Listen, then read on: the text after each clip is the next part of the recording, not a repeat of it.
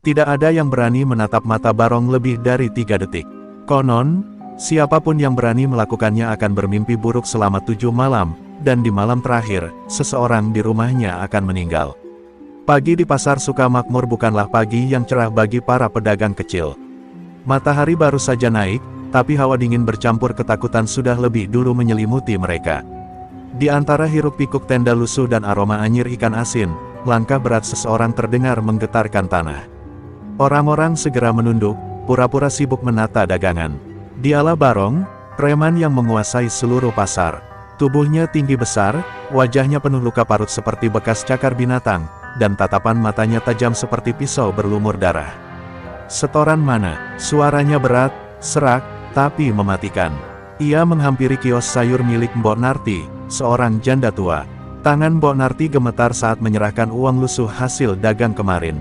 Tapi Barong hanya menatap sekilas dan menendang kotak sayurnya hingga wortel dan cabai berserakan di tanah. "Kurang, kau pikir aku hidup dari udara?" bentaknya. Suaranya menggema, membuat burung-burung di atap pasar beterbangan. Tak ada yang berani menolong Mbok Narti. Para pedagang hanya bisa saling berpandangan, berharap Barong segera pergi. Di sudut pasar, anak kecil menangis karena ibunya terseret ketika mencoba menghindar. Barong menoleh, menatap mereka tajam, lalu tertawa pendek. "Tangisan itu musik pagi hari," katanya sinis. Namun di balik keangkuhannya, Barong menyimpan kegelisahan yang tak pernah ia tunjukkan. Setiap malam, saat semua orang tidur, ia sering bermimpi didatangi bayangan hitam berwajah singa, sama persis dengan tato di dadanya. Bayangan itu berbisik, "Kau milikku, Barong. Kau tak bisa lari." Ia bangun dengan keringat dingin, tapi besoknya kembali menguasai pasar seperti raja. Ia lebih takut pada kelemahan dirinya sendiri daripada pada siapapun. Orang-orang di pasar menyebut wilayah itu pasar setan. Bukan hanya karena ulah Barong, tapi karena hal-hal aneh sering terjadi. Kadang, suara gamelan terdengar samar di malam hari dari los ikan yang sudah tutup. Kadang pula, ada pedagang yang tiba-tiba kesurupan sambil berteriak nama Barong. Orang percaya, kekuatan Barong bukan hanya dari ototnya, tapi juga dari perjanjian gelap dengan makhluk gaib penjaga pasar itu. Suatu pagi, langit mendung meski matahari belum tinggi. Seekor kucing hitam melintas di depan Barong, tanda sial, kata orang-orang. Tapi Barong justru menendangnya. "Tidak ada yang bisa sialkan aku," katanya dengan nada congkak. Namun, tak ada yang tahu bahwa di ujung gang pasar, seorang lelaki berjubah putih sedang berjalan pelan, menatap langit, lalu berbisik lirih, "Waktunya cahaya datang ke tempat ini."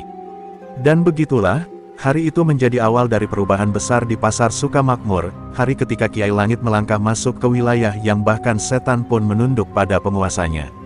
Langit pagi itu seolah menahan nafas. Awan menggantung rendah di atas pasar Sukamakmur, menyelimuti udara dengan dingin yang ganjil. Setelah kejadian kucing hitam kemarin, orang-orang bicara lirih di antara lapak mereka. Tak satu pun dari mereka tahu bahwa di ujung jalan, di antara kabut dan pepohonan pisang, seorang lelaki berjubah putih sedang berjalan perlahan. Ia membawa tasbih kayu yang usang, dan setiap langkahnya menimbulkan ketenangan yang aneh, seperti angin yang menyapu debu dari hati orang-orang. Dialah Kiai Langit. Kiai Langit tidak tampak seperti orang luar biasa. Rambutnya beruban, wajahnya teduh, dan senyumnya tipis tapi hangat. Namun, setiap kali ia menatap seseorang, ada sesuatu di matanya, cahaya lembut yang membuat orang ingin menunduk hormat tanpa diminta. Ia datang tanpa pengawal, tanpa pengumuman, hanya membawa sebuah kitab dan tongkat kayu tua.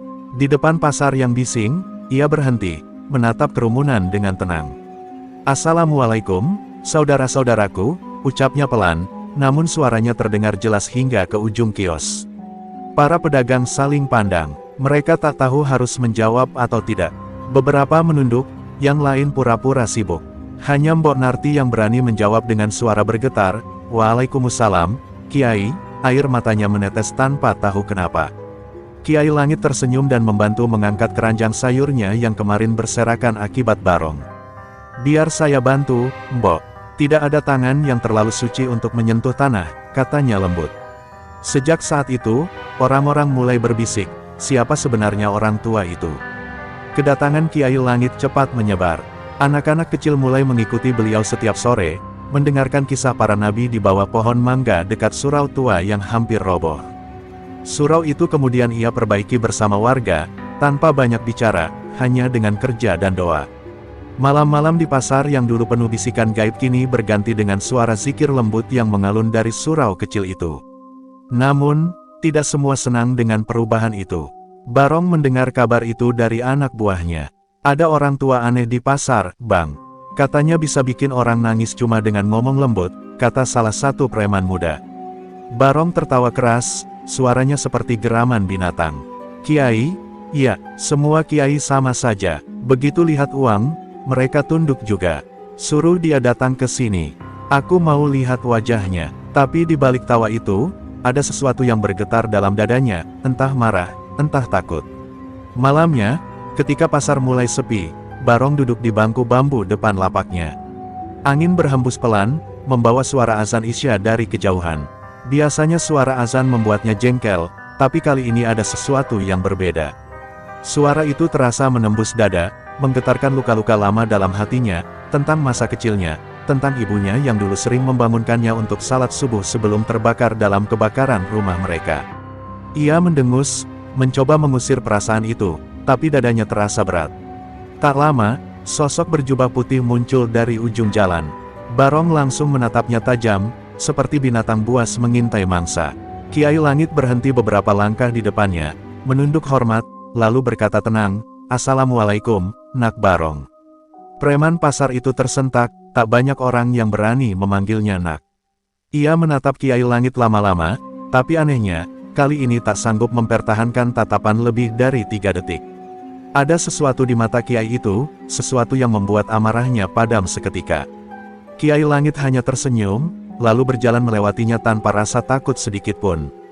Barong menatap punggung lelaki itu sampai menghilang di balik gang pasar. Entah kenapa, malam itu ia tidak tidur. Dalam mimpinya, ia melihat cahaya putih menyelimuti pasar, dan di tengah cahaya itu, terdengar suara lembut berbisik. Bukan kekuatan yang bisa menundukkan kegelapan, tapi kasih sayang yang menyalakan cahaya di dalamnya. Sejak malam itu, suasana pasar berubah. Orang-orang bicara tentang Kiai Langit seperti membicarakan keajaiban. Mereka bilang, setiap kali Kiai Langit lewat, angin terasa lebih sejuk, dan burung-burung yang biasanya tak berani hinggap di atap pasar kini berani bernyanyi lagi. Namun di sisi lain, di balik tumpukan karung beras dan aroma tembakau basi, Barong mendidih dalam amarah yang ia sendiri tak pahami. Ia merasa kekuasaannya mulai terguncang, bukan oleh kekuatan, tapi oleh kehadiran seorang tua yang bahkan tidak membawa senjata. Orang-orang mulai lebih takut sama dia daripada sama aku, geram Barong, memukul meja kayu hingga pecah. Anak buahnya, yang duduk di sekeliling, hanya diam. Mereka tahu, sekali salah bicara, bisa berakhir dengan bogem mentah atau lebih buruk. Salah satu dari mereka memberanikan diri berkata pelan, "Bang, mungkin kita harus kasih pelajaran kecil aja. Biar orang tahu siapa yang berkuasa di pasar ini." Barong mendongak, matanya berkilat. "Ya," katanya, "malam ini, suraunya harus tahu rasa." Malam itu, langit mendung tanpa bintang. 4 anak buah Barong menyelinap menuju surau kecil di pinggir pasar. Mereka membawa cat merah dan arak. Dengan tawa pelan, mereka menulis kata-kata hina di dinding surau, lalu memecahkan botol di depan pintunya. "Biar tahu rasa," ujar salah satu dari mereka sambil tertawa. Namun, sebelum mereka pergi, angin tiba-tiba berhembus kencang. Lampu minyak di serambi surau bergetar, lalu padam. Dalam kegelapan, terdengar suara lembut tapi tegas, "Kalian mencari siapa, anak-anakku?" 4 preman itu membeku. Dari dalam surau, muncul sosok Kiai Langit dengan wajah tenang, tangannya memegang tasbih. "Apa kalian haus? Masuklah, ada air di dalam," ucapnya. Tapi suara itu tidak seperti suara manusia biasa, ada getaran lembut di dalamnya, seperti gema yang datang dari jauh. Satu persatu dari mereka menunduk. Lutut mereka gemetar, tapi entah kenapa, hati mereka terasa damai, bukan takut. Satu dari mereka menangis, memegang kepala sambil berbisik, "Kiai, saya cuma disuruh." Kiai Langit menatapnya penuh kasih, "Tidak apa, Nak. Air yang kotor pun bisa jernih kembali jika mau mengalir." Ketika kabar itu sampai ke telinga Barong, wajahnya memerah menahan malu. 4 orang saja tak bisa menakuti satu kiai tua. Ia berdiri, menendang kursi hingga terpelanting. "Besok aku sendiri yang datang. Aku ingin lihat seberapa sakti orang itu. Anak buahnya mencoba melarang, tapi Barong tak mendengar. Malam itu, ia mengambil jimat hitam dari bawah ranjang, selembar kain berisi mantra kuno yang pernah diberikan Empu Jagabaya. Kalau kata tak cukup, biar api yang bicara. Menjelang tengah malam, Barong datang ke surau membawa obor. Angin bertiup kencang, membuat nyala api bergetar liar. Tanpa ragu, ia melemparkan obor itu ke arah lumbung beras di belakang surau. Api segera menjalar, menjilat kayu kering, dan menyala terang. Dari kejauhan, orang-orang mulai berlarian, menjerit panik. Tapi Barong hanya berdiri, menatap api dengan tatapan dingin. Sekarang kita lihat, seberapa suci dia, gumamnya pelan. Namun sesuatu yang ganjil terjadi. Angin yang semula kering berubah lembab. Aroma bunga melati tiba-tiba tercium di udara. Barong memicingkan mata, dan di tengah kobaran api, ia melihat Kiai Langit berdiri dengan tangan menengadah ke langit. Suaranya tenang, melantunkan doa yang terdengar seperti nyanyian. Lalu, tetes pertama hujan jatuh. 1, 2, lalu deras. Dalam hitungan detik, api padam total.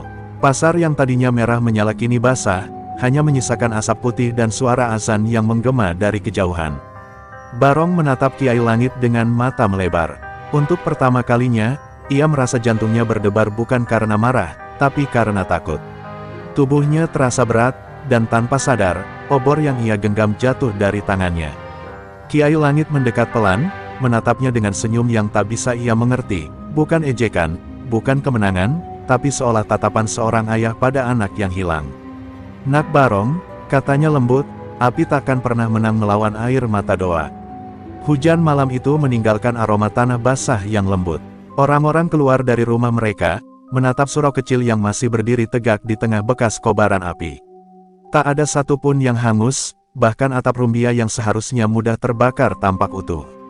Sementara itu, di depan surau, Kiai Langit masih berdiri, basah kuyup, matanya terpejam, bibirnya bersikir pelan. Air hujan menetes dari ujung jubahnya, seolah setiap tetesnya membawa berkah yang menenangkan hati siapapun yang melihat. Tapi tidak bagi Barong, bagi dia, pemandangan itu seperti hinaan yang membakar harga dirinya lebih panas dari api yang baru saja padam. "Dia mempermalukanku di depan semua orang," teriak Barong di dalam markasnya. Malam itu juga, ia memecahkan kendi arak ke tembok, pecahannya berhamburan di lantai. Kiai itu bukan manusia biasa. Kalau dia bisa panggil hujan sesuka hati, berarti dia pakai ilmu juga. Kalau dia bisa, kenapa aku tidak bisa lebih kuat darinya? Tatapan matanya merah, bukan karena mabuk, tapi karena dendam yang mulai memakan sisa-sisa kewarasannya. Salah satu anak buahnya, yang dulu pernah ikut menyerang surau, mencoba menenangkan. "Bang, mungkin lebih baik kita biarkan saja. Orang-orang sekarang suka dia. Kalau kita lawan terus, mereka bisa balik ke kita." Tapi Barong langsung menamparnya keras. "Diam, kau pikir aku takut sama rakyat pasar? Aku ini raja di sini. Tak ada yang bisa jatuhkan aku, kecuali aku sendiri," katanya, napasnya terengah-engah seperti hewan terluka yang berusaha tetap terlihat buas. Malam itu juga Barong pergi ke arah timur, ke sebuah gunung kecil yang diselimuti kabut. Di sanalah tinggal Empu Jagabaya, guru lamanya, seorang dukun sakti yang dulu memberinya ilmu kekebalan dan kekuatan mistik. Di depan gua tempat sang empu bersemayam, Barong berlutut, tubuhnya gemetar karena hawa dingin bercampur ketakutan. "Guru, aku butuh kekuatan baru.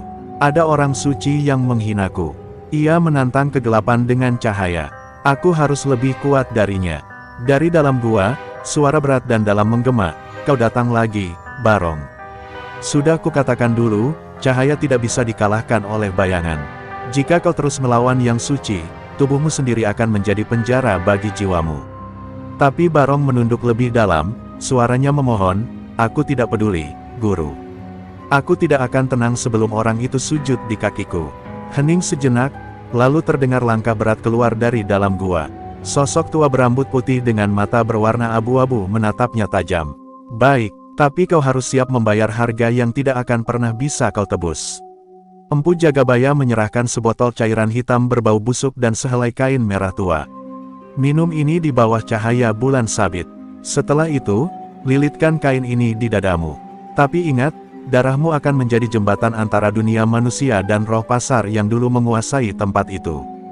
Jika kau gagal mengendalikan mereka, kau akan menjadi bagiannya. Barong mengangguk tanpa berpikir panjang. Malam itu, di tepi sungai kering, ia melakukan ritual itu. Angin berputar kencang, bumi bergetar halus, dan dari bayangannya sendiri, muncul wajah singa yang menyeringai. Keesokan paginya, orang-orang di pasar mendengar suara gemuruh dari arah timur. Barong berjalan di antara mereka dengan mata merah menyala dan langkah berat. Tak ada yang berani menatap. Setiap langkahnya meninggalkan bekas arang di tanah basah.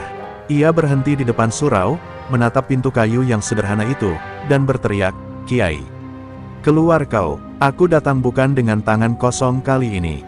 Suaranya menggema, membuat burung-burung beterbangan dari atap-atap kios. Pintu surau terbuka perlahan. Kiai Langit keluar dengan wajah teduh, membawa kitab dan tongkat kayu yang sama. Ia menatap Barong lama, lalu berkata tenang, "Nak Barong, mengapa hatimu masih haus darah? Api yang kau bawa itu bukan untuk melawan orang lain, tapi untuk membakar dirimu sendiri." Barong tertawa keras, tapi tawanya bergetar, seperti seseorang yang berteriak agar tidak terdengar ketakutannya sendiri. Langit mendung lagi, dan angin berputar, seolah bumi tahu bahwa malam itu bukan malam biasa. Malam itu akan menjadi awal dari pertarungan antara api kesombongan dan doa yang meneduhkan. Langit di timur tampak berwarna tembaga pagi itu. Matahari belum benar-benar naik, namun kabut tipis yang menyelimuti pasar Sukamakmur terasa aneh, terlalu pekat untuk pagi hari biasa. Warga yang membuka lapak lebih awal mulai berbisik satu sama lain. "Kau lihat tanah di depan surau. Hitam seperti terbakar. Tadi malam aku dengar suara auman dari arah timur, bukan suara manusia." Sejak Barong kembali dari gunung, pasar itu seperti kehilangan denyutnya. Aroma anyir dan hawa dingin selalu mengikuti kemanapun langkahnya pergi. Barong kini tak lagi berjalan seperti manusia biasa. Setiap langkahnya seolah diiringi bayangan lain yang tak menyatu dengannya. Kadang matanya berubah menjadi merah menyala, kadang suaranya bergema seperti dua orang berbicara bersamaan. Di dada telanjangnya, kain merah pemberian Empu Jagabaya melilit kuat, berdenyut seperti urat hidup. Ia tak makan, tak tidur, hanya duduk di bangku bambu pasar sambil menggumamkan mantra-mantra dari dunia yang tak terlihat. Para preman yang dulu menghormatinya kini menatapnya dengan ketakutan. Malam itu, Barong menatap bayangannya di genangan air hujan. Tapi yang ia lihat bukan dirinya. Wajah di air itu adalah seekor singa hitam dengan mata hijau menyala, menatapnya dari balik permukaan seperti kaca pemisah dunia. "Kau sudah membuka pintu, Barong. Sekarang aku di sisimu, dan tak akan pernah pergi." Suara itu bergema di kepalanya. Barong menggertakkan gigi. "Aku tak peduli siapa kau. Asal aku bisa hancurkan Kiai Langit, aku akan terima apapun." Bayangan itu tersenyum, senyum licik yang membawa hawa panas seperti bara. Sementara itu, di surau kecilnya, Kiai Langit merasakan perubahan udara yang menggetarkan hati. Ia tengah berzikir ketika angin mendesir lembut membawa aroma belerang samar-samar. Santri-santrinya mulai gelisah. "Kiai, pasar jadi aneh, lampu-lampu padam sendiri, ayam berkokok tengah malam." Kiai Langit membuka matanya pelan, menatap mereka dengan lembut. "Tidak usah takut, anak-anakku. Bila kegelapan datang, itu tandanya cahaya sedang diuji. Kita tak melawan dengan amarah, tapi dengan sabar dan doa." Beberapa malam kemudian, Kiai Langit melakukan tirakat di tepi sungai yang kering. Ia berpuasa dan tidak tidur selama 3 hari, hanya berzikir dan membaca ayat-ayat yang menenangkan jiwa. Dalam kesunyian malam, ia mendengar suara lembut dari angin, "Kau akan menghadapi makhluk yang lahir dari rasa dendam dan kesombongan. Ia bukan lagi manusia seutuhnya, tapi belum sepenuhnya binasa. Selamatkan jiwanya, sebelum api itu menelan bumi." Kiai Langit menunduk. Ia tahu, pesan itu adalah peringatan dari alam gaib yang masih berpihak pada cahaya. Sementara itu, di pasar, ketakutan mencapai puncaknya. Dagangan membusuk dalam semalam, anak-anak demam tanpa sebab, dan suara auman terdengar setiap kali hujan turun. Orang-orang mulai menutup toko lebih awal. Mereka berbisik, "Itu bukan Barong lagi. Itu roh pasar yang hidup lewat tubuhnya." Dan setiap kali nama Kiai Langit disebut, angin dingin berembus, membuat daun-daun kering berguguran. Seolah pasar itu sendiri sedang menahan napas menanti pertarungan yang tak bisa dihindari. Suatu malam, Barong mendatangi surau. Ia berdiri di depan pintu, tapi tidak masuk. Dari matanya keluar air hitam seperti darah, wajahnya setengah manusia, setengah bayangan. Kiai Langit, suaranya parau, seperti dua dunia berbicara bersamaan. Aku ingin lihat seberapa kuat doa bisa melawan neraka. Tanah di bawah kakinya retak, udara berdesir tajam. Tapi Kiai Langit hanya keluar dengan langkah tenang, membawa tongkatnya, matanya lembut namun tajam. Nak Barong, kau bukan musuhku. Kau hanya tersesat dalam api yang kau nyalakan sendiri. Barong tertawa keras hingga burung-burung beterbangan dari atap surau. Tersesat? Tidak, Kiai. Aku akhirnya menemukan kekuatan yang bahkan Tuhanmu pun tak bisa padamkan. Tapi sebelum ia sempat melangkah, angin berhenti. Sunyi total, lalu suara petir menyambar, membelah langit. Cahaya kilat menyinari wajah Kiai Langit yang berbisik lirih, tidak ada api yang abadi di hadapan doa yang tulus, nak. Dan malam itu, untuk pertama kalinya, Pasar Sukamakmur menyaksikan dua kekuatan yang tak seimbang, satu lahir dari dendam, satu dari cinta yang tak terbatas. Malam itu, surau Kiai Langit sunyi. Angin berhenti, jangkrik tak lagi bersuara, dan udara terasa berat seperti menahan sesuatu yang hendak meledak. Para santri yang biasa tertidur setelah mengaji kini terjaga, gelisah tanpa tahu sebab. Salah seorang di antara mereka, Santri Hasan, berdiri di depan jendela, menatap ke arah pasar yang gelap gulita. Di kejauhan, terlihat samar-samar cahaya merah berpendar di antara kios-kios kosong, seperti bara api yang menari di udara. Ia berbisik pada teman di sebelahnya, "Kau lihat itu." Tapi sebelum temannya sempat menjawab, bayangan hitam melintas cepat di luar jendela, dan Hasan lenyap tanpa suara. Pagi harinya, surau gempar. Para santri berlarian mencari Hasan di setiap sudut pasar, tapi yang mereka temukan hanya bekas jejak kaki di tanah basah yang berhenti di tengah jalan, seolah tubuhnya menguap begitu saja. Beberapa pedagang bersumpah melihat sosok bayangan besar berwajah singa di atap pasar, matanya merah menyala, mengaum pelan setiap kali azan dikumandangkan. Warga mulai ketakutan. "Itu pasti Barong," kata Mbok Narti dengan suara serak. "Rohnya bukan lagi manusia, ia sudah jadi penunggu pasar." Kiai Langit duduk bersila di dalam surau, wajahnya tenang meski hati beliau bergolak. Ia memejamkan mata, melantunkan doa dalam bisikan yang nyaris tak terdengar. Tiba-tiba angin berputar di sekelilingnya, dan dalam pandangan batinnya, ia melihat Hasan berdiri di tempat gelap, di tengah pusaran asap hitam, matanya kosong. Di belakangnya, bayangan besar berwujud singa menatap Kiai Langit sambil berbisik, "Ini baru permulaan, orang tua. Aku akan mengambil satu persatu muridmu sampai kau sujud memohon padaku." Kiai Langit membuka matanya perlahan, napasnya berat. "Barong, kau bukan hanya kehilangan arah, kau kehilangan jiwamu." Malam berikutnya, dua santri lain ikut hilang. Tak ada jejak, hanya bau belerang yang samar di udara. Warga mulai ketakutan dan sebagian mulai menjauh dari surau. Beberapa bahkan menuduh Kiai Langit, "Sejak Kiai datang, pasar kita tidak tenang. Ini semua karena dia melawan Barong." Kiai Langit tidak membalas, hanya tersenyum tipis dan berkata, "Kadang, kegelapan akan berteriak lebih keras ketika cahaya mulai menerangi tempat yang lama gelap." Kata-kata itu tak banyak dimengerti orang, tapi terasa seperti kebenaran yang menakutkan. Malam ketiga, Kiai Langit melakukan tahajud di surau sendirian. Lilin-lilin menyala redup, bayangan menari di dinding. Saat beliau bersujud, suara berat menggema dari luar, bukan suara manusia, melainkan auman panjang yang membuat tanah bergetar. Pintu surau terbuka perlahan, dan angin dingin masuk membawa aroma busuk dan belerang. Dari balik gelap, muncul sosok Hasan, matanya merah menyala, wajahnya pucat, dan suaranya seperti orang berbicara dari dasar sumur, "Kiai, tolong aku, dia di dalam aku." Kiai Langit bangkit perlahan, menatap Hasan dengan tatapan penuh kasih. "Anakku, jangan biarkan hatimu jadi tempat bagi kegelapan." Ia meletakkan tangannya di kepala Hasan dan mulai melantunkan doa. Tubuh Hasan bergetar hebat, berteriak seolah terbakar dari dalam. Dari mulutnya keluar asap hitam pekat yang berputar di udara lalu berubah menjadi wajah Barong, menyeringai lebar. "Kau tidak bisa mengambil mereka dariku, Kiai. Mereka sudah mencium rasa takutmu." Kiai Langit tetap tenang, tapi butiran air mata menetes dari matanya. "Aku tidak takut, Barong. Aku hanya sedih melihat anakku tersesat sejauh ini." Dengan satu hembusan napas panjang, Kiai Langit menyelesaikan doanya. Cahaya putih lembut keluar dari telapak tangannya, membungkus tubuh Hasan.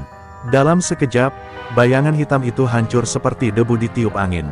Hasan terjatuh, pingsan, tapi napasnya kembali teratur. Kiai Langit menatap ke arah langit yang gelap. Kau boleh ambil semua kekuatanku, Barong, tapi jangan ambil jiwa anak-anak ini, bisiknya lirih. Saat itu juga, petir menyambar jauh di timur, menerangi langit dengan cahaya merah. Itu bukan kilat biasa, itu tanda amarah Barong, tanda perang yang tak bisa dihindarkan lagi. Dan sejak malam itu, pasar Sukamakmur bukan lagi sekadar tempat berdagang.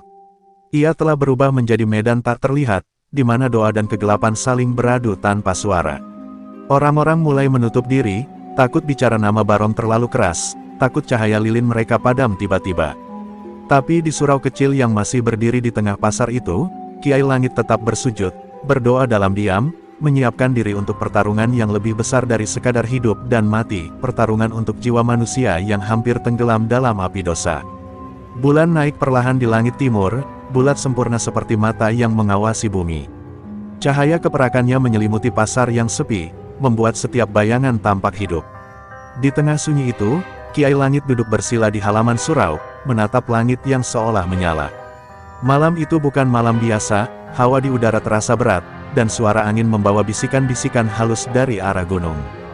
Beliau tahu, inilah malam purnama yang disebut dalam mimpinya beberapa hari lalu, malam ketika batas antara dunia manusia dan dunia gaib menipis, dan saat Barong akan menunjukkan wujud sejatinya. Di pasar, kegelapan seperti bergerak sendiri. Tirai-tirai kios berkibar tanpa angin, dan aroma belerang semakin tajam. Dari balik bayang-bayang, muncul sosok Barong. Tubuhnya kini tak sepenuhnya manusia, kulitnya kehitaman, urat-uratnya menonjol seperti akar terbakar, dan matanya bersinar merah menyala.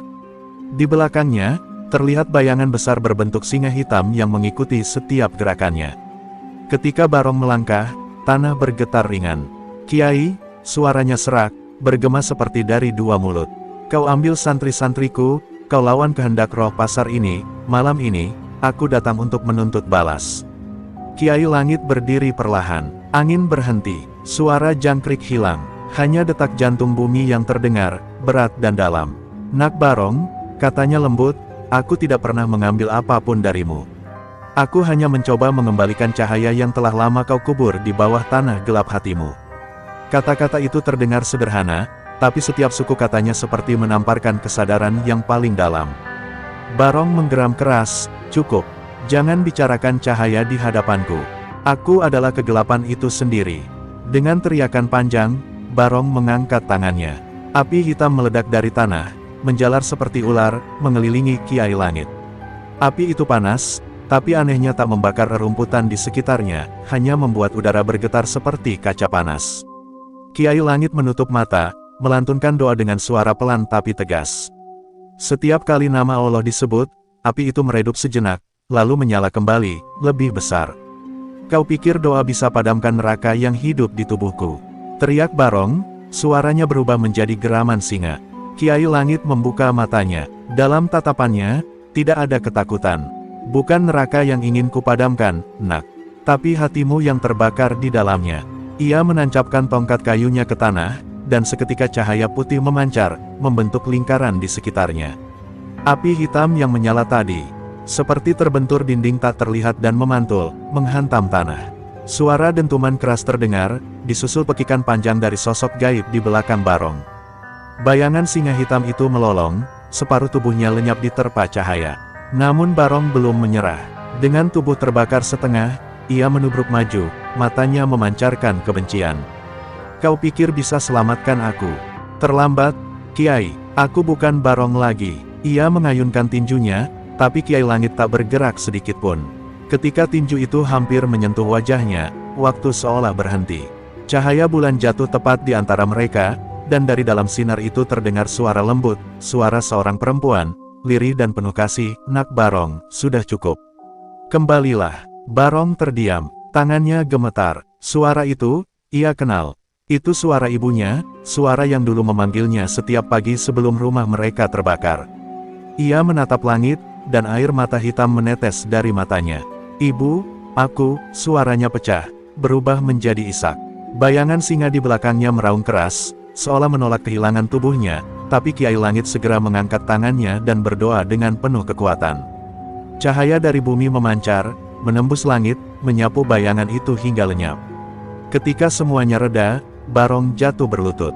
Tubuhnya kembali seperti manusia, tapi wajahnya penuh luka dan lelah. Ia menatap Kiai Langit dengan mata merah basah. Kenapa kau tak bunuh aku saja? Tanyanya lirih. Kiai Langit menunduk, lalu berkata dengan suara selembut malam, karena aku bukan datang untuk membunuhmu, Nak, tapi untuk mengingatkanmu bahwa bahkan api yang paling gelap pun masih bisa mencari cahaya. Dan di bawah sinar purnama yang perlahan meredup, dua sosok itu berdiri dalam diam, satu yang mulai sadar, satu yang tetap sabar menandai berakhirnya malam panjang pertama dari perjalanan tobat seorang preman pasar yang hampir kehilangan jiwanya. Fajar belum sepenuhnya datang ketika langit berubah muram. Kabut tebal turun perlahan, menyelimuti pasar seperti kain kafan raksasa. Suara ayam jantan tak terdengar, dan para pedagang yang hendak membuka lapak mendadak terhenti di tengah jalan hawa dingin yang tidak wajar menusuk tulang.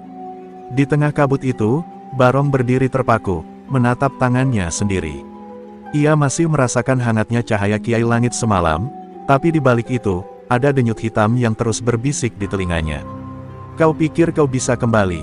Dunia tak menerima orang sepertimu. Hanya kami yang mau menerimamu lagi. Suara itu datang dari dalam pasar, dari tempat yang dulu jadi markasnya, gudang tua di pojok timur. Di sanalah dulu ia menyimpan hasil perasannya, tempat ia tertawa bersama anak buahnya di tengah malam. Kini dari sana keluar cahaya merah redup, seperti bara api yang membisikkan dosa. Barong berjalan pelan ke arah sana, wajahnya bimbang. Dalam benaknya, wajah Kiai Langit muncul, menatap lembut. Jangan kembali ke kegelapan, Nak, tapi suara iblis itu menimpali, Kiai itu hanya ingin memanfaatkanmu. Kau bukan santri, kau binatang jalanan. Dan Barong berhenti di ambang pintu, jantungnya berdetak cepat, di sanalah pertempuran batinnya dimulai. Kiai Langit, yang tengah berzikir di surau, tiba-tiba merasakan getaran aneh.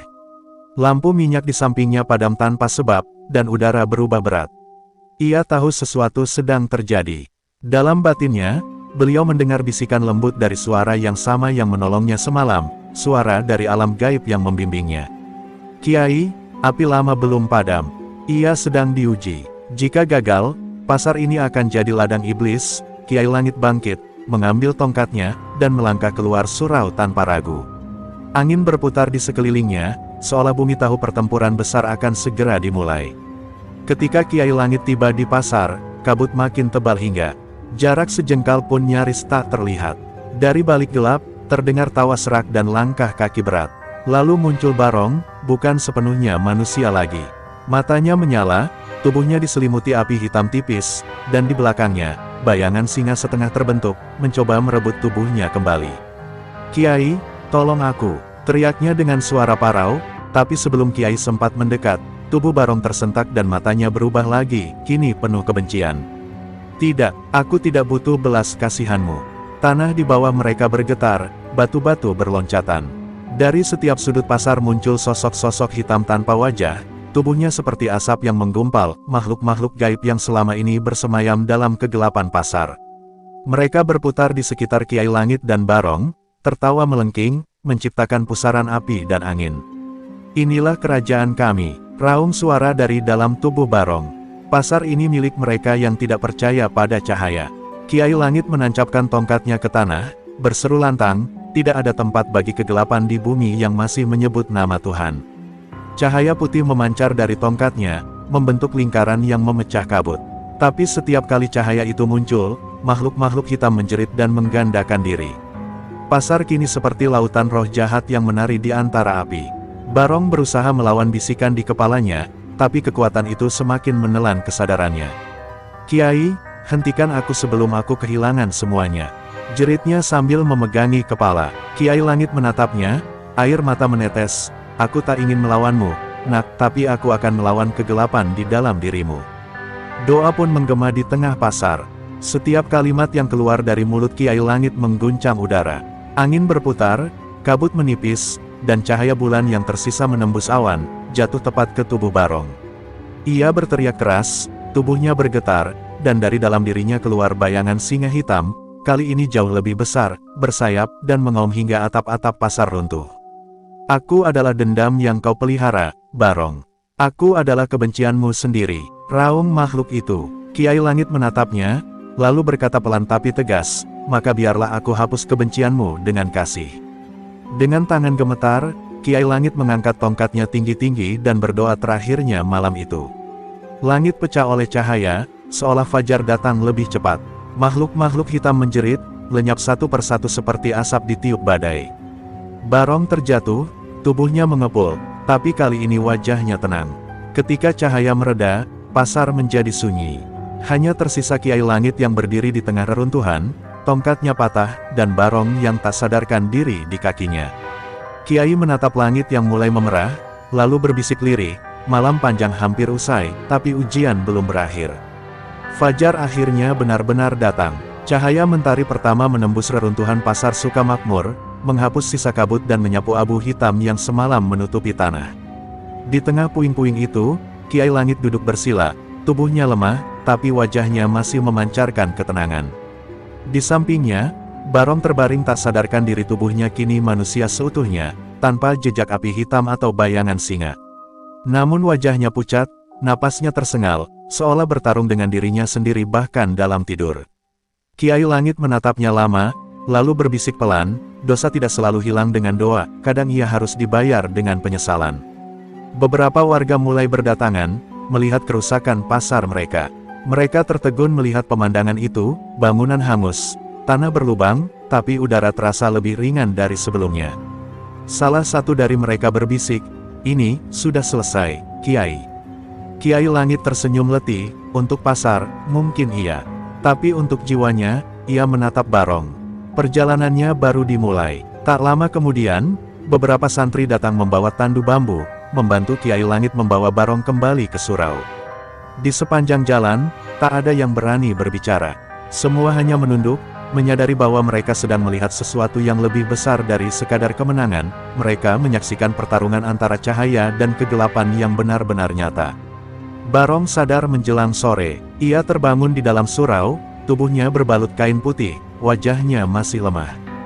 Begitu membuka mata, yang pertama ia lihat adalah Kiai Langit sedang duduk di ujung ruangan, memegang tasbih. Suara zikirnya lembut, menenangkan, seperti aliran air di tengah hutan. "Kiai," suaranya serak, "aku masih hidup." Kiai Langit menoleh, tersenyum hangat. "Ya, Nak, tapi hidupmu sekarang bukan milikmu lagi. Ia milik Tuhan yang memberimu kesempatan kedua." Barong menatap langit-langit surau, air mata jatuh tanpa ia sadari. Untuk pertama kalinya dalam hidupnya, ia merasa hampa tapi damai. Namun kedamaian itu belum sepenuhnya tenang. Malamnya, Barong bermimpi aneh. Ia berdiri di tengah pasar yang kosong, di mana suara orang memanggilnya dari segala arah, suara anak buahnya dulu, suara korban-korbannya, suara orang-orang yang ia sakiti. Mereka tidak marah, tidak juga tersenyum, hanya memandangnya dengan mata kosong. "Kami menunggumu, Barong," kata mereka serentak. Ia berlari, tapi setiap langkah justru menjerumuskannya ke tanah yang semakin gelap. Lalu muncul sosok singa hitam tanpa tubuh, hanya kepala, berbisik, "Kau pikir bisa kabur dari masa lalu? Dosa tak bisa dihapus, hanya bisa menunggu." Ia terbangun dengan keringat dingin, tubuhnya gemetar. Kiai Langit masih terjaga, membaca kitab di bawah lampu minyak. Barong menatap beliau dengan mata merah. "Kiai, aku dihantui dosa-dosaku. Mereka memanggilku, mereka ingin aku kembali." Kiai Langit menutup kitabnya, lalu berkata pelan tapi tegas, "Dosa memang tak bisa dihapus dengan mudah, Nak. Tapi kau bisa menebusnya, bukan dengan darah, tapi dengan kebaikan. Selama kau bernapas, kau bisa memperbaikinya." Kata-kata itu seperti air yang menenangkan bara di hati Barong. Ia menunduk, menahan isak, lalu berjanji, "Aku akan mencoba, Kiai. Aku akan menebus semuanya." Sejak hari itu, Barong tak lagi menjadi preman. Ia membantu memperbaiki pasar, membersihkan puing-puing, dan menolong para pedagang yang kehilangan lapak. Warga yang dulu takut padanya kini mulai menatap dengan rasa iba bercampur kagum. Tapi setiap kali ia melihat senyum mereka, bayangan masa lalunya muncul di benak, wajah-wajah yang tak bisa ia selamatkan, jeritan orang-orang yang dulu ia tindas. Sakit itu masih ada, tapi kini ia belajar menanggungnya dengan diam. Ia tahu, rasa sakit itu adalah bagian dari penebusan. Kiai Langit memperhatikan perubahan itu dengan bangga tapi juga cemas. Beliau tahu, iblis tidak akan diam begitu saja. Sisa-sisa kegelapan masih berkeliaran di pasar itu, menunggu celah untuk kembali. Suatu sore, ketika langit mulai merah, Kiai Langit memanggil Barong dan berkata, "Nak, tobatmu diterima jika kau mampu memaafkan dirimu sendiri. Tapi jangan lengah, setan paling senang bersembunyi di dalam rasa penyesalan." Barong menatapnya, lalu mengangguk pelan. "Kalau begitu, Kiai, ajari aku menjadi penjaga cahaya." Kiai Langit tersenyum, matanya lembut seperti fajar yang baru lahir. "Kalau begitu, mulai malam ini, kau bukan lagi Barong sang preman. Kau adalah saudara Barong, penjaga pasar ini dari kegelapan yang dulu kau panggil sendiri." Di luar, angin bertiup pelan, membawa aroma dupa dan bunga kenanga dari arah surau. Di bawah cahaya senja yang lembut, dua sosok itu berdiri berdampingan, yang satu guru, yang satu murid, tapi keduanya kini diikat oleh takdir yang sama, melindungi tempat yang pernah menjadi sarang dosa, agar tak kembali ditelan oleh gelap. Malam di pasar Sukamakmur kembali sunyi seperti dulu, tapi kesunyian itu bukanlah kedamaian, lebih seperti ketenangan yang rapuh, seolah dunia sedang menahan napas sebelum badai datang lagi. Barong, kini dipanggil saudara Barong, duduk di teras surau setelah salat Isya. Angin berhembus lembut membawa aroma dupa dari makam kecil di belakang pasar. Ia memandangi langit penuh bintang, mencoba meyakinkan dirinya bahwa masa lalunya benar-benar telah terkubur bersama kegelapan yang pernah ia layani. Namun jauh di lubuk hatinya, ada rasa yang belum bisa ia padamkan, rasa bersalah yang terus membisikkan bahwa dirinya tidak pantas untuk tenang. Beberapa minggu terakhir, kejadian aneh mulai muncul lagi. Dagangan pedagang tiba-tiba hilang tanpa jejak, ayam-ayam mati misterius di tengah malam, dan suara tawa perempuan terdengar di antara kios kosong saat lewat tengah malam. Warga mulai resah, dan seperti biasa, ketakutan menuntun mereka pada prasangka. "Ini pasti ulah Barong lagi," bisik seseorang di warung kopi. "Mungkin dia cuma pura-pura tobat." Ucapan itu sampai ke telinga Barong, dan meski ia berusaha tegar, hatinya terasa perih. Ia menunduk dalam diam, menahan luka yang tak bisa ia bantah. Suatu malam, Barong memutuskan berjaga di pasar sendirian. Ia ingin membuktikan bahwa dirinya benar-benar telah berubah. Ia membawa lentera kecil dan berjalan menyusuri lorong-lorong pasar yang sepi. Setiap langkahnya bergema panjang. Angin malam membawa suara aneh, seperti langkah kaki lain yang mengikutinya dari belakang. Ia berhenti. Suara itu ikut berhenti. Ketika ia menoleh, tak ada siapapun, hanya bayangan kios tua yang bergoyang pelan. Tapi tiba-tiba, dari arah depan terdengar suara yang sangat dikenalnya. "Bos, lama tak bertemu." Barong membeku. Dari balik kabut tipis, muncul tiga sosok, bekas anak buahnya yang dulu tewas saat perkelahian perebutan wilayah. Tubuh mereka lusuh, kulitnya pucat, mata mereka kosong. "Kau bilang akan lindungi kami," ujar salah satu dengan suara serak. "Tapi kau biarkan kami mati di pasar ini." Barong melangkah mundur, napasnya tersengal. "Tidak, bukan aku yang ingin itu terjadi," tapi sosok itu tertawa. "Kau adalah sebabnya, Barong. Kami mati untuk kekuasaanmu. Sekarang waktunya kau menepati janji." Langit tiba-tiba menggelap, lentera di tangan Barong padam seketika, dan hawa dingin menelusup sampai ke tulangnya. Arwah-arwah itu semakin mendekat, menatap dengan mata yang memancarkan cahaya merah. Salah satu mengangkat tangan, dan tanah di bawah Barong bergetar, dari sana keluar asap hitam yang berputar membentuk wajah singa samar. "Kau kira kau bisa bebas dari kami?" Suara itu bergema, "Selama penyesalanmu belum selesai, kami akan hidup dalam bayanganmu." Barong jatuh berlutut, menutup telinganya, berteriak memohon, "Cukup. Aku sudah bertobat, aku sudah berubah." Di kejauhan, Kiai Langit yang sedang bertafakur di surau tiba-tiba membuka mata. Ia merasakan aura gelap yang sama seperti dulu, hanya lebih halus, bukan dari luar, tapi dari dalam jiwa seseorang.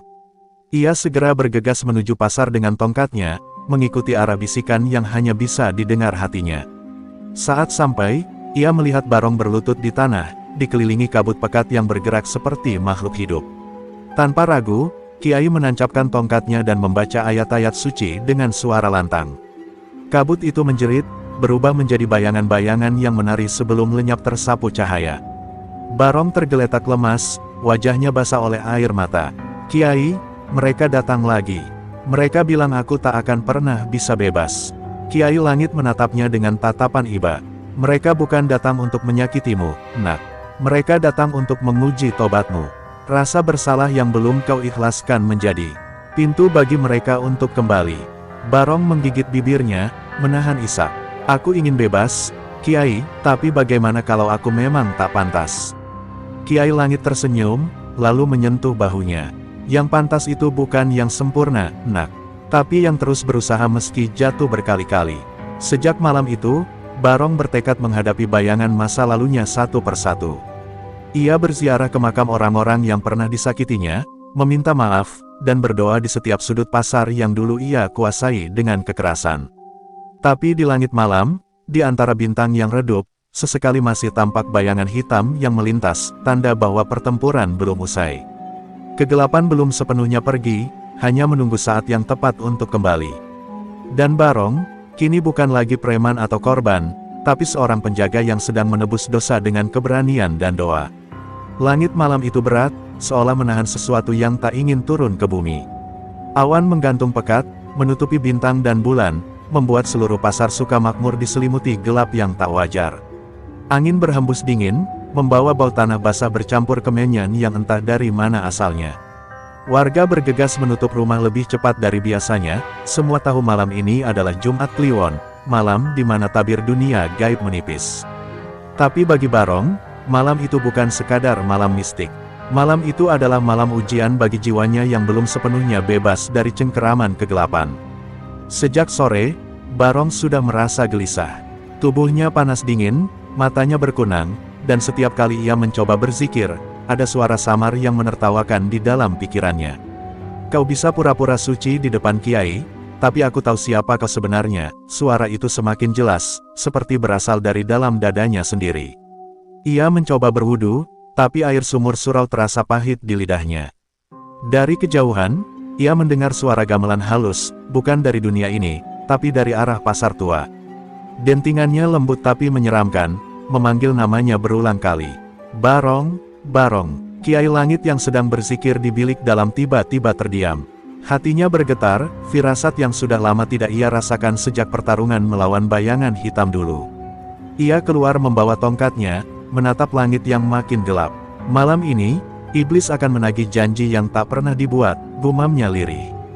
Beliau berjalan ke arah pasar, langkahnya pelan namun mantap. Setiap kali kakinya menginjak tanah, udara seolah bergetar, dan angin yang dingin berubah hangat sesaat, seakan alam pun memberi salam pada kehadirannya. Di tengah pasar, Barong sudah berdiri kaku. Sekelilingnya berkabut, dan di tanah mulai muncul lingkaran merah membara seperti bara api yang hidup. Suara gamelan semakin keras, disertai nyanyian perempuan tanpa wajah. Dari dalam kabut muncul sosok besar, bukan lagi singa seperti dulu, melainkan ratu berwajah hitam bertanduk melengkung. Tubuhnya diselimuti kain merah darah, dan di tangannya terulur kalung dari gigi manusia. Suaranya berat tapi indah, Barong, kau telah menolak warisanmu. Malam ini, aku datang menjemputnya kembali. Barong mundur, napasnya tersengal. Aku bukan milikmu lagi. Suaranya bergetar antara takut dan marah. Sang ratu tertawa panjang, oh, tapi darahmu masih menyimpan api yang dulu kuberikan. Kau pikir tobat bisa memutus perjanjian? Dosa tak hilang, hanya berganti wujud. Saat itu, tanah di bawah Barong retak, dan dari celahnya muncul tangan-tangan hitam yang mencoba menariknya masuk. Barong berusaha melawan, tapi kekuatan itu terlalu besar. Ia menjerit, Kiai. Dalam sekejap, cahaya putih menembus kabut, Kiai Langit muncul, tongkatnya memancarkan sinar benderang. Lepaskan anak itu, penguasa gelap. Ia bukan lagi milikmu, teriaknya. Ratu itu berbalik, matanya merah menyala. Kiai tua, kau mengganggu keseimbangan. Ia lahir dari darah pasar ini, dan darah tidak bisa dimurnikan oleh air doa. Kiai Langit menancapkan tongkatnya ke tanah, dan suara lantunan ayat suci bergema, mengguncang seluruh pasar. Kabut mulai berputar liar, nyanyian gamelan berhenti mendadak. Ratu berwajah hitam itu menjerit, tubuhnya mulai retak seperti tanah kering. Dari balik tubuhnya keluar asap hitam yang melingkar-lingkar, berusaha melindungi dirinya. Kiai Langit terus melantunkan doa, suaranya semakin kuat, sementara Barong berlutut, menahan rasa sakit di dada. Dalam kepedihan itu, ia teringat wajah ibunya, teringat masa kecilnya sebelum jalan kekerasan menjerumuskannya. Aku ingin bebas, bisiknya pelan. Dengan sisa tenaga, ia memukul tanah dan berteriak, aku serahkan diriku sepenuhnya pada cahayamu, ya Allah. Seketika, cahaya besar keluar dari tubuhnya, menembus langit, memecahkan awan hitam. Ratu itu menjerit panjang sebelum tubuhnya hancur menjadi abu, terbawa angin yang kini berubah lembut. Langit kembali jernih, bintang-bintang muncul, dan pasar menjadi terang benderang oleh cahaya bulan yang baru keluar dari balik awan. Barong terjatuh pingsan, sementara Kiai Langit berlutut di sisinya, tersenyum penuh syukur. Engkau menang, Nak, bisiknya. Bukan karena kekuatanmu, tapi karena kau akhirnya benar-benar menyerahkan hatimu. Di kejauhan, ayam jantan berkokok, menandai fajar yang datang lebih cepat dari biasanya, seolah alam ikut bersujud, menyambut kelahiran baru dari seorang manusia yang telah menaklukkan bayangan dirinya sendiri. Fajar baru saja terbit, namun udara di pasar Sukamakmur masih terasa berat. Kabut tipis bergelayut di antara kios-kios, membawa sisa aroma belerang dari malam mengerikan itu. Di tengah lapangan pasar, Barong duduk bersila, tubuhnya masih lemah dan pucat, matanya setengah terpejam. Di sisinya, Kiai Langit berdiri dengan tongkatnya, menatap bekas lingkaran merah di tanah yang kini menghitam seperti luka bumi. Tempat ini masih belum bersih, ucap Kiai Langit pelan. Jalur antara dunia manusia dan jin masih terbuka. Jika tak ditutup segera, mereka akan datang lagi, lebih banyak dan lebih marah. Orang-orang pasar mulai berdatangan, menatap dari kejauhan dengan wajah penuh rasa takut dan kagum. Tak ada yang berani mendekat. Beberapa wanita membawa air dalam kendi, menaburkannya di tanah sambil berzikir lirih.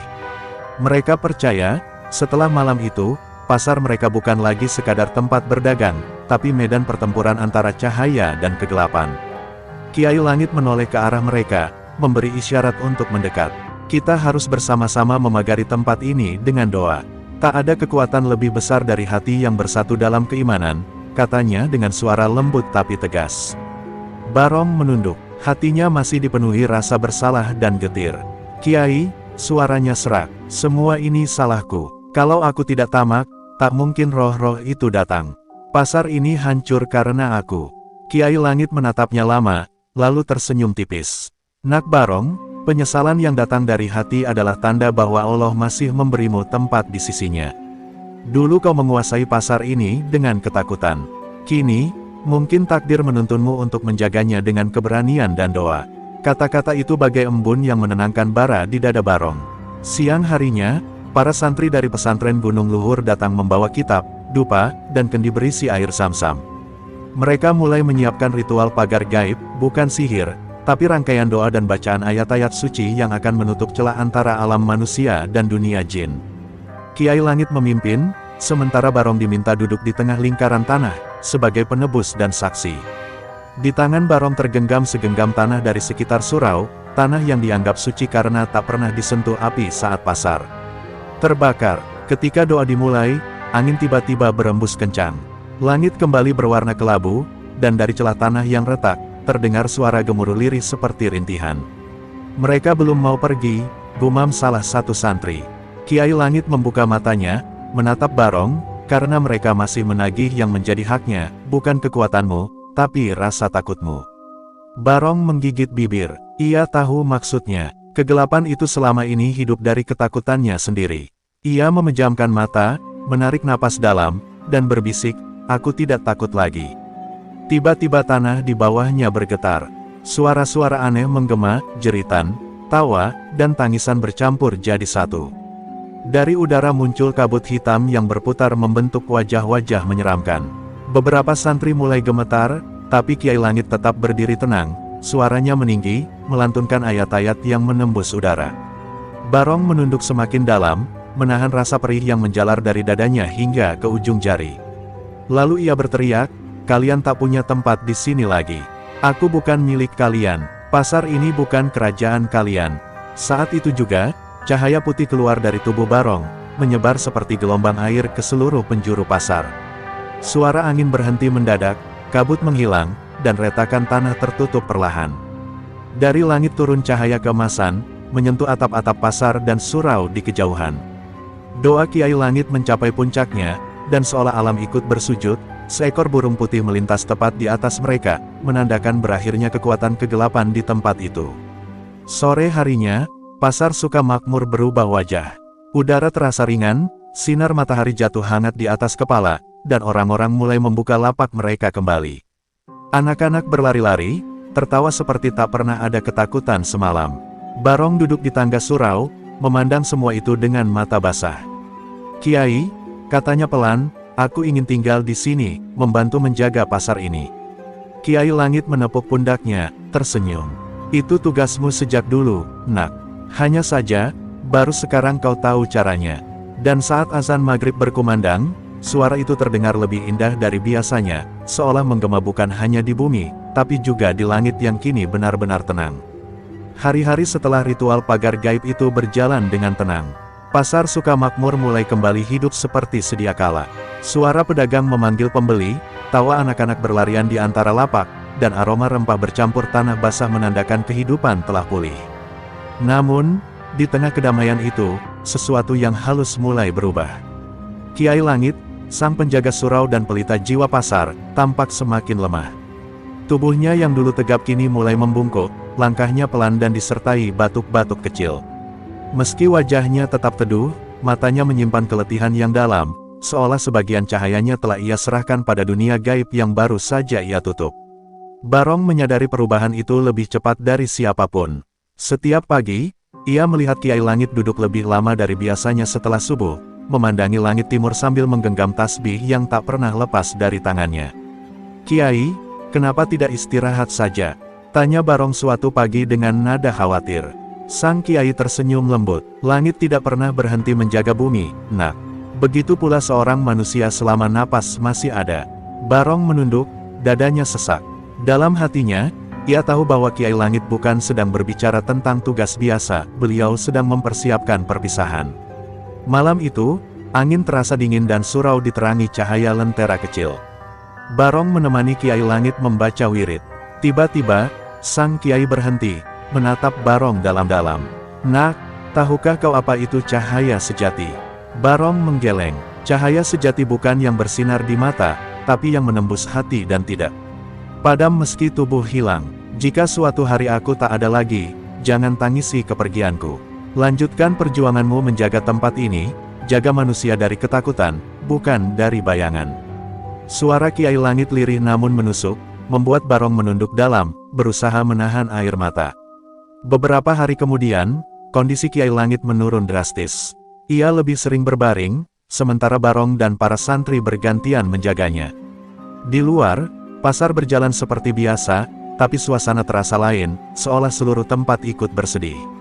Para pedagang datang membawa makanan untuk sang Kiai, anak-anak duduk di tangga surau menunggu beliau keluar seperti dulu, tapi pintu itu tetap tertutup. Dalam diam, mereka semua tahu bahwa sosok yang menjadi penopang keseimbangan pasar ini sedang berjuang melawan ujian terakhirnya. Suatu sore yang temaram, hujan turun pelan. Barong duduk di sisi ranjang sang Kiai, menggenggam tangannya. "Kiai, jangan tinggalkan kami," bisiknya lirih. Kiai Langit membuka mata perlahan, menatap muridnya dengan senyum damai. "Barong, ingatlah, dulu kau datang padaku dengan mata penuh amarah. Kini matamu penuh kasih. Itu berarti tugasku selesai." Barong menangis, air matanya jatuh di tangan sang guru. "Aku belum siap, Kiai." Suara itu pecah oleh tangis. Sang Kiai menatap langit-langit surau, berbisik, yang siap bukanlah mereka yang tak takut kehilangan, tapi mereka yang ikhlas menerima kehendak Tuhan. Azan maghrib berkumandang. Saat kalimat Allahu Akbar menggetarkan udara, napas Kiai Langit terhenti perlahan. Senyumnya tetap terukir, matanya tertutup damai. Lentera di dekatnya berkedip sekali, lalu padam, seolah menandai perjalanan seorang wali kecil yang telah menyelesaikan tugasnya.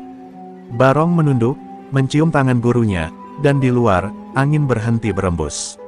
Tak ada suara selain tangis lirih para santri dan pedagang yang datang berduyun-duyun ke surau, membawa doa dan cinta. Malam itu, seluruh pasar suka makmur berkabung. Tidak ada yang berdagang, tidak ada yang tertawa. Tapi di langit, sinar bulan turun lembut menimpa kubur sederhana di belakang surau. Barong duduk di sana sepanjang malam, berzikir, air matanya jatuh tanpa henti. Dalam hening itu, Ia merasakan sesuatu, bukan suara, tapi kehadiran yang menenangkan. Aku tak pernah pergi, nak. Selama doa masih kau jaga, aku tetap di sini. Suara itu bergema lembut di dalam hatinya, membuat dada Barong hangat, seolah tangan gurunya masih menepuk pundaknya seperti dulu. Keesokan paginya, Barong berdiri di tangga surau dengan jubah putih sederhana, memandangi pasar yang mulai hidup kembali. Di hatinya ada luka, tapi juga tekad. Ia tahu kini gilirannya menjaga cahaya itu. Kiai, bisiknya, aku berjanji, tak akan kubiarkan tempat ini gelap lagi. Angin pagi berhembus pelan, menggoyang dedaunan, seolah menjawab janjinya dengan restu. Hari itu, pasar Sukamakmur memulai babak baru, tanpa Kiai Langit di dunia, tapi dengan cahayanya yang tak pernah padam di hati mereka. Pagi itu, matahari bersinar lembut di atas pasar Sukamakmur. Burung-burung berkicau dari atap surau yang masih basah oleh embun. Namun, meski langit begitu cerah, ada suasana baru yang terasa hening dan hikmat. Sejak wafatnya Kiai Langit, kehidupan pasar tidak lagi sama. Orang-orang masih berdagang, tapi setiap langkah, setiap sapaan, selalu disertai dengan doa dan kenangan. Di tangga surau, Barong duduk bersila mengenakan jubah putih yang dulu milik sang Kiai. Wajahnya tidak lagi keras seperti dulu, ketegasan masih ada, tapi kini dibalut dengan keteduhan.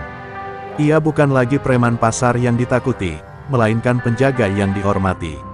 Setiap subuh, Barong memimpin jamaah kecil di surau. Suaranya serak tapi dalam, membawa ketenangan bagi siapapun yang mendengarnya. Ia menyalakan lentera di tempat yang dulu biasa ditempati Kiai Langit, lalu membaca wirid dengan penuh khusyuk. Para santri dan pedagang yang datang selalu menunduk penuh hormat. Tak sedikit yang masih meneteskan air mata setiap kali nama Kiai Langit disebut dalam doa. Namun, Barong selalu berkata, jangan tangisi kepergian beliau. Tangisi jika kita berhenti melanjutkan perjuangannya. Kata-kata itu membuat semangat orang-orang pasar kembali hidup. Hari demi hari, Barong mulai memimpin dengan caranya sendiri. Ia memperbaiki surau, membersihkan makam sang Kiai setiap Jumat pagi, dan mengadakan pengajian malam Jumat di tengah pasar.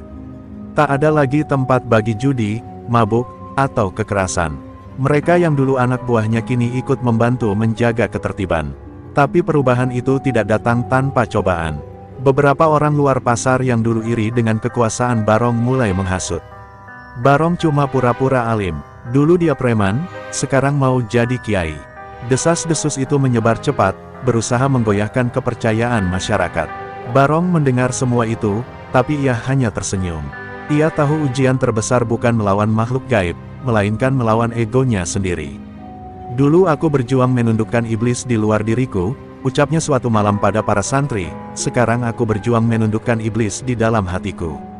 Kata-kata itu disambut hening panjang, tapi dari wajah mereka, tampak rasa hormat yang semakin mendalam. Bagi mereka, Barong bukan hanya penjaga pasar, tapi juga penjaga hati, seseorang yang memahami kegelapan karena pernah hidup di dalamnya. Suatu malam, saat Barong sedang berzikir di surau, ia mendengar suara langkah tergesa di luar. Seorang anak muda datang berlari, wajahnya panik. Abang Barong, ada orang-orang dari luar pasar datang.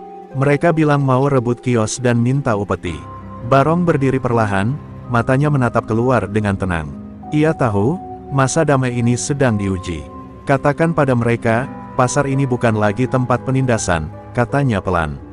Ia mengambil tongkat tua milik Kiai Langit, tongkat yang dulu menjadi simbol keseimbangan antara kekuatan dan kasih sayang. Ketika Barong tiba di tengah pasar, belasan pria kasar sudah menunggu. Mereka membawa senjata tumpul, tertawa mengejek.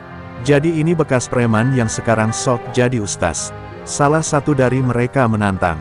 Tapi Barong tidak marah. Ia hanya berjalan mendekat perlahan, berdiri di tengah mereka, lalu berkata dengan suara berat, kalau kalian datang mencari kekuasaan, kalian sudah terlambat. Di sini hanya ada kedamaian. Dan kedamaian, tidak bisa kalian beli dengan ancaman. Kata-kata itu diucapkan tenang, namun setiap suku katanya menggema bagai petir di hati mereka. Salah satu dari mereka maju, mencoba menendang Barong. Tapi sebelum serangan itu sampai, Barong menangkisnya dengan satu gerakan lembut, membuat penyerang itu terjatuh sendiri. Tidak ada amarah, tidak ada balasan keras, hanya pandangan dalam yang membuat semua orang di situ terdiam.